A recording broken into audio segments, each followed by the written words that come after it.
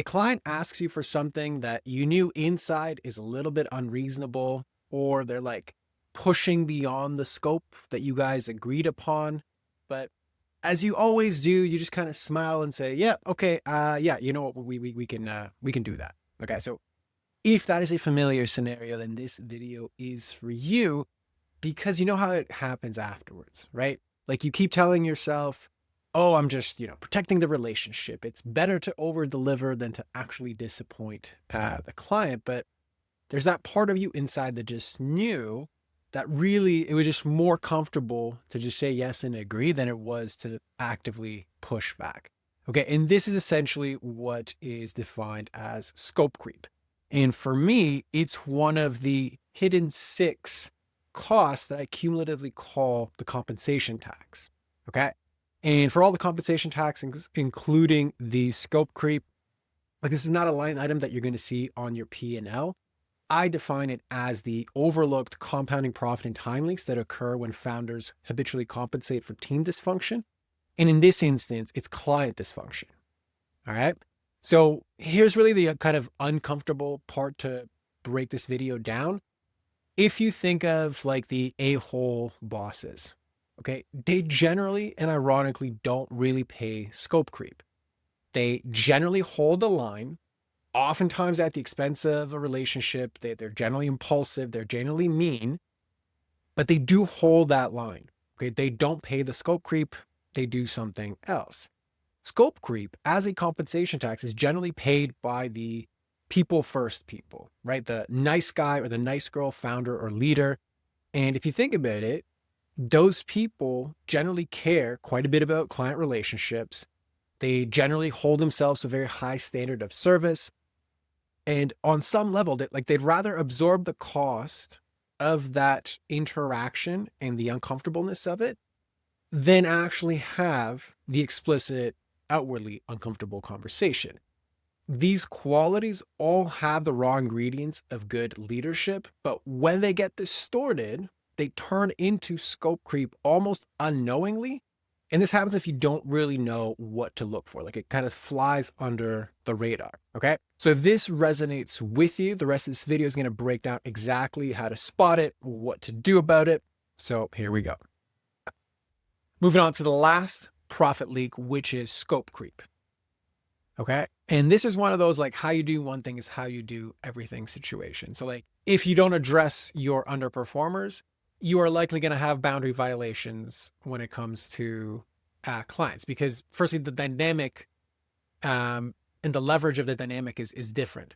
So you're paying your employees. So you technically have the leverage on like, this is what I need from you. I need you to deliver. Your client now has that leverage with you. So like if you can't do it where the leverage is on your side, generally it's pretty much guaranteed you're going to do it in some fashion here. Okay. And this is what the second point is, like it's guaranteed you're going to have these boundary violations when you're getting paid versus paying. And this is different and unique from over delivery. Okay. So like over delivery in terms of client satisfaction is just like I have a high standard of service. So I'm going to deliver something exceptional or something extra as a bonus, etc. Right. Over delivery to the point where is more expensive, like it is above and beyond, right? It creeps way too much into your margins, eats away your capacity, says yes to unreasonable demands. Like now we're not over delivering. Okay, now we are overcompensating for something. Like we are trying to keep them, prove them, not stand up to them. Like we're doing something else, but it's not over delivery, because over delivery actually feels good. Like it's like it feels good, like no, I'm gonna do such a fabulous job and like we're gonna get paid appropriately for it. That's a much different energy than, okay, well, yeah, I guess that they're pretty big clients, so I'll do this XYZ thing even though I know I shouldn't. Okay. And other people see this, right? So your A players will see this. You're gonna drain capacity out of them. You're now setting the standard for what's actually appropriate. Like it all resonates outward and ripples outward, right? So that's kind of the thing. So bottom line, right? You're overperforming beyond what's necessary while footing the bill so you maintain a good relationship, right? It's putting a bow on overperforming and calling it over delivering. Okay. So it is a distortion of something that is a good quality, which again, the compensation tax tends to be across the board.